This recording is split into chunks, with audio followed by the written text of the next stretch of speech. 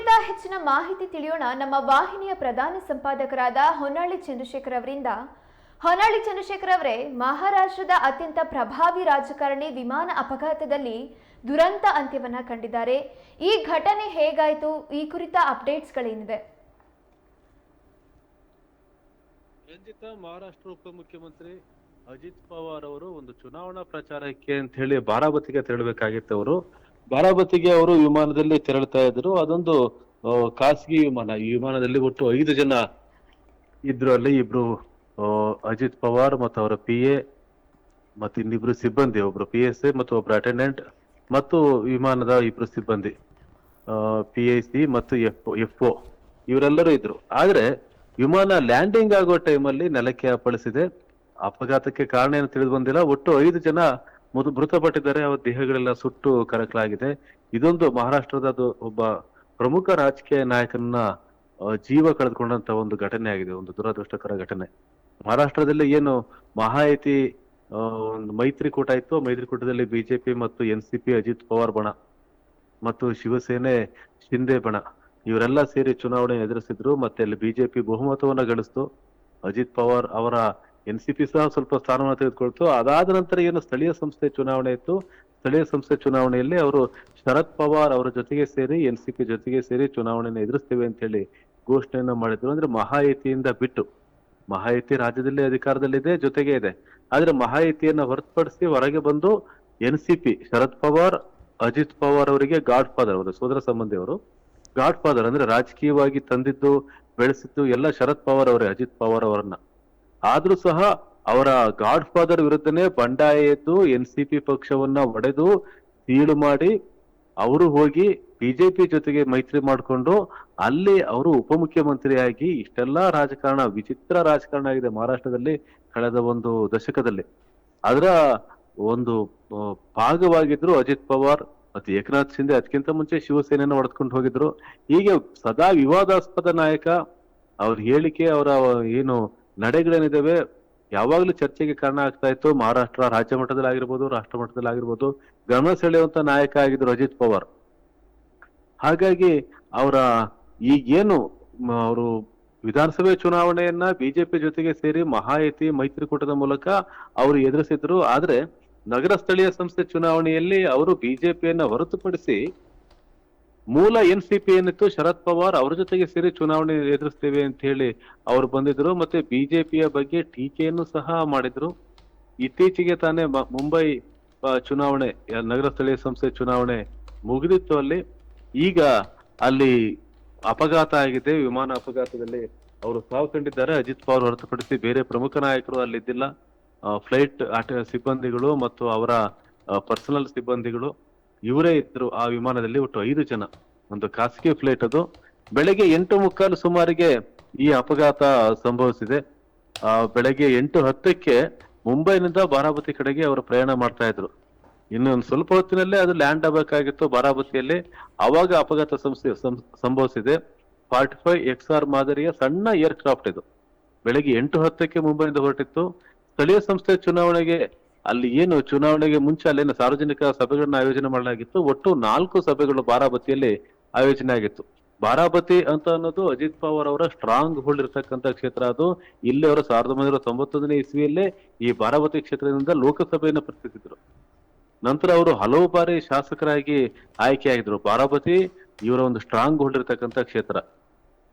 ಇದು ಲಿಯರ್ ಜೆಟ್ 45 ವಿಮಾನ. ಇದು ಮುಂಬೈಯಿಂದ ಹಾರಾಟ ಆರಂಭಿಸಿ 1 ಗಂಟೆ ನಂತರ ಲ್ಯಾಂಡ್ ಆಗಬೇಕಿತ್ತು. ಆ ಟೈಮಲ್ಲಿ ನಿಯಂತ್ರಣ ಕಳ್ಕೊಂಡಿದೆ. ಅವರು ಉಪಮುಖ್ಯಮಂತ್ರಿಯಾಗಿ ಯಾವುದೇ ಪಕ್ಷ ಅಧಿಕಾರದಲ್ಲಿದ್ರು ಅಜಿತ್ ಪವಾರ್ ಉಪಮುಖ್ಯಮಂತ್ರಿ ಅಂತಕ್ಕಂಥ ಒಂದು ಮಾತು ಮಹಾರಾಷ್ಟ್ರದ ರಾಜಕಾರಣದಲ್ಲಿದೆ. ಅಂದ್ರೆ NCP ಬಂದ್ರು ಇವರು ಉಪಮುಖ್ಯಮಂತ್ರಿ, ಅದು ಬಿಜೆಪಿ ಅಧಿಕಾರಕ್ಕೆ ಬಂದ್ರು ಇವರು ಉಪಮುಖ್ಯಮಂತ್ರಿ. ಬಿಜೆಪಿ ಅಧಿಕಾರಕ್ಕೆ ಬಂದ್ರೆ ಅಂತಂದ್ರೆ ಬಿಜೆಪಿಗೆ ಅವರು ಏನು NCPಯನ್ನು ಒಡೆದುಕೊಂಡು ಬಂದ್ರು, ಅವಾಗ ಅಲ್ಲಿ ಮುಖ್ಯಮಂತ್ರಿ ಆಗ್ತಾರೆ. ಅವ್ರು ಯಾರ್ಯಾರು ಅಂತಂದ್ರೆ ಪೃಥ್ವಿರಾಜ್ ಚವ್ಹಾಣ್ ಇದ್ದಾಗ, ದೇವೇಂದ್ರ ಫಡ್ನವೀಸ್, ಉದ್ಧವ್ ಠಾಕ್ರೆ, ಏಕನಾಥ್ ಶಿಂದೆ ಇವರೆಲ್ಲಾ ಮುಖ್ಯಮಂತ್ರಿ ಆಗಿದ್ದಂತ ಸಂದರ್ಭದಲ್ಲೂ ಸಹ ಅಜಿತ್ ಪವಾರ್ ಉಪಮುಖ್ಯಮಂತ್ರಿ ಆಗಿದ್ರು. 91ರಲ್ಲಿ ಅವರು ಸಂಸತ್ ಚುನಾವಣೆಯಲ್ಲಿ ಗೆದ್ದು ಲೋಕಸಭೆಗೆ ಹೋಗಿದ್ರು. ನಂತರ ಶರದ್ ಪವಾರ್ ಅವರು ರಾಜ್ಯ ರಾಜಕಾರಣ ಬಿಟ್ಟು ರಾಷ್ಟ್ರ ರಾಜಕಾರಣವನ್ನ ಪ್ರವೇಶ ಮಾಡ್ಬೇಕು ಅಂತ ಅಂದಾಗ ಈ ಬಾರಾಮತಿ ಕ್ಷೇತ್ರವನ್ನ ಅವರಿಗಾಗಿ ಬಿಟ್ಕೊಟ್ರು ಅಜಿತ್ ಪವಾರ್. ಅಲ್ಲಿಂದ ಶರದ್ ಪವಾರ್ ಅವರು ಗೆದ್ರು. ನಂತರ ಅವರು ಬಾರಾಮತಿ ವಿಧಾನಸಭಾ ಕ್ಷೇತ್ರದಿಂದ 7 ಸರಿ MLA ಆಗಿದ್ದಾರೆ. 1991 ಉಪಚುನಾವಣೆಯಲ್ಲಿ ಗೆದ್ದವರು 95, 99, 2004, 2009, 2014. ಈ ಎಲ್ಲಾ ಚುನಾವಣೆಯಲ್ಲೂ ಅವರು ಗೆಲುವನ್ನ ಸಾಧಿಸಿದ್ದಾರೆ. ಹಾಗಾಗಿ ಅಜಿತ್ ಪವಾರ್ ಮಹಾರಾಷ್ಟ್ರ ರಾಜಕಾರಣದ ಒಬ್ಬ ವರ್ಣರಂಜಿತ ಮತ್ತೆ ವಿವಾದಾಸ್ಪದ ಅಂದ್ರೆ ಅವರ ಮಾತು ವಿವಾದ, ಅವರು ಒಂದು ಹೆಜ್ಜೆ ಒಂದು ತೀರ್ಮಾನ ತೆಗೆದುಕೊಂಡ್ರೆ ವಿವಾದ ಅನ್ನುವಂತ ಒಬ್ಬ ರಾಜಕಾರಣಿ ಅಜಿತ್ ಪವಾರ್. ಈಗ ವಿಮಾನ ಅಪಘಾತದಲ್ಲಿ ಅವರ ಸಾವು ಕಂಡಿದೆ. ಮಹಾರಾಷ್ಟ್ರ ಮಾತ್ರ ಅಲ್ಲ, ಇಡೀ ದೇಶದಲ್ಲಿ ಅವರ ಸಾವಿಗೆ ಸಂತಾಪವನ್ನು ಸೂಚಿಸ್ತಾ ಇದ್ದಾರೆ. ಕರ್ನಾಟಕದಲ್ಲೂ ಸಹ ಪಕ್ಷಾತೀತವಾಗಿ ಅವರಿಗೆ ಸಂತಾಪವನ್ನು ಸೂಚಿಸಲಾಗಿದೆ. ವಿಧಾನಸಭೆ ಅಧಿವೇಶನದಲ್ಲೂ ಸಹ ಅಜಿತ್ ಪವಾರ್ ಅವರಿಗೆ ವಿಧಾನಸಭೆ ಸಂತಾಪವನ್ನ ಸೂಚಿಸಿದೆ. ರಂಜಿತ, ಈಗ ಮಹಾರಾಷ್ಟ್ರದ DCM ಸ್ಥಾನವನ್ನ ಯಾರು ತುಂಬಬಹುದು? ಮುಂದಿನ ರಾಜಕಾರಣ ಹೇಗಿರತ್ತೆ? ಈ ಕುರಿತ ಮಾಹಿತಿಗಳೇನಿದೆ? ಈಗ ಮಹಾರಾಷ್ಟ್ರದಲ್ಲಿ ಬಿಜೆಪಿ ಬಹುಮತದಲ್ಲಿದೆ. ಬಿಜೆಪಿಗೆ ಮೈತ್ರಿಕೂಟ ಮಾಡ್ಕೊಂಡಿರ್ಬೋದು ಏಕನಾಥ್ ಶಿಂದೆ ಅವರ ಜೊತೆಗೆ ಮತ್ತು ಅಜಿತ್ ಪವಾರ್ ಅವರ ಬಣದ ಜೊತೆಗೆ ಮೈತ್ರಿಯನ್ನ ಮಾಡ್ಕೊಂಡಿರ್ಬೋದು. ಆದ್ರೆ ಸ್ವತಂತ್ರವಾಗಿ ಅಧಿಕಾರವನ್ನ ಮಾಡುವಷ್ಟು ಬಲ ಬಿಜೆಪಿಗೆ ಅಲ್ಲಿ ಇದೆ. ಹಾಗಾಗಿ ಮಹಾರಾಷ್ಟ್ರ ರಾಜಕಾರಣದಲ್ಲಿ ಹೆಚ್ಚೇನು ಬದಲಾವಣೆ ಆಗಲ್ಲ.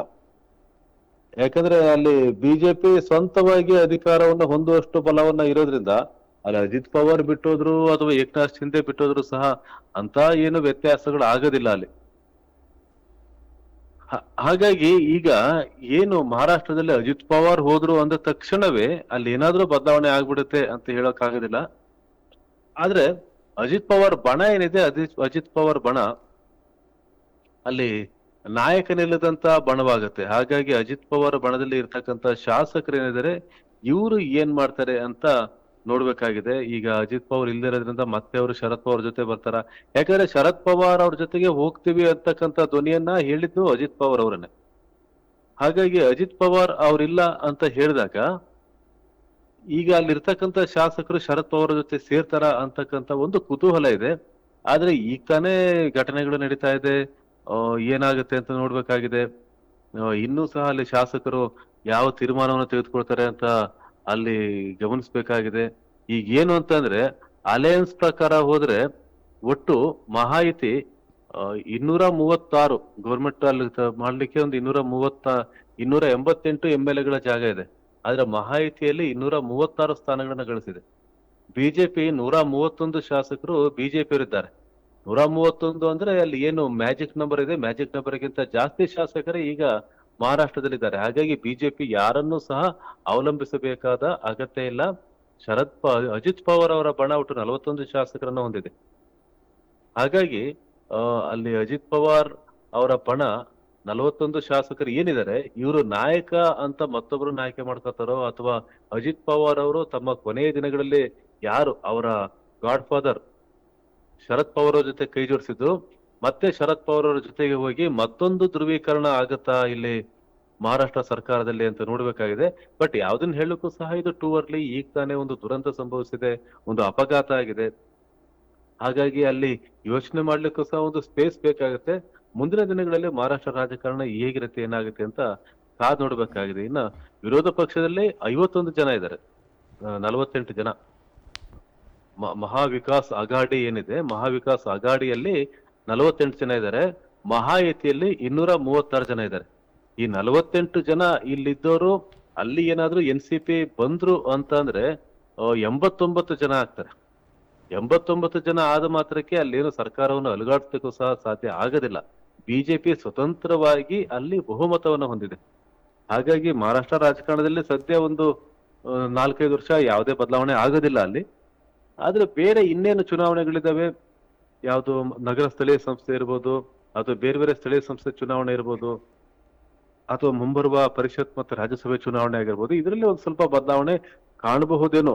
ಅದರಲ್ಲೂ ಸಹ ಅಜಿತ್ ಪವಾರ್ ಅವರ ಬಣ ಏನಿದೆ ಆ ಬಣ ಏನಾದ್ರೂ ಅಜಿತ್ ಪವಾರ್ ಅವರು ಹೇಳಿದಂತ ಕೊನೆಯ ಮಾತಿನಂತೆ ಬಿಜೆಪಿಯನ್ನ ಬಿಟ್ಟು ರಾಜಕಾರಣ ಮಾಡ್ತೀವಿ ಅಂತ ಬಂದ್ರೆ ಈ ರೀತಿಯ ಸಣ್ಣ ಪುಟ್ಟ ಬದಲಾವಣೆಗಳನ್ನ ಮಹಾರಾಷ್ಟ್ರ ರಾಜಕಾರಣದಲ್ಲಿ ಕಾಣಬಹುದಾಗಿದೆ. ರಂಜಿತಾ. ಓಕೆ ಸರ್, ನಿಮ್ಮೆಲ್ಲ ಮಾಹಿತಿಗಾಗಿ ಧನ್ಯವಾದಗಳು.